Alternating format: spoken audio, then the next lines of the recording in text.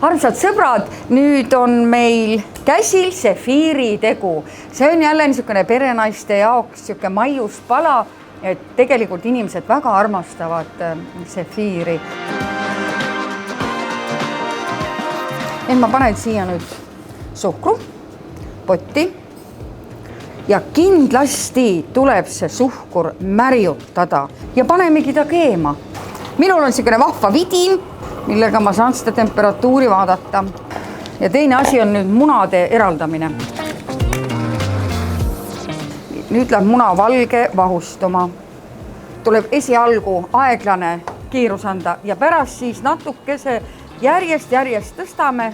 Muidu me lõhume väga munavalgu ära. Tõstan. Täistuuridel. See ülikuum siirup lähebki munavahu sisse.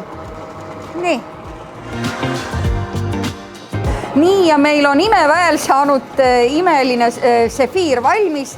Tugev, võimas, näed sa. Nii armsad sõbrad, me oleme jõudnud nüüd sefiiri lõppfaasi, et mina olin ette valmistanud sidrunikorvid teile. Lasin vahvalt siia sefiiri peale imearmsate tupsudena. Aga mul on nüüd üks imetrikk ka siin juures. Mul on gaasipõleti.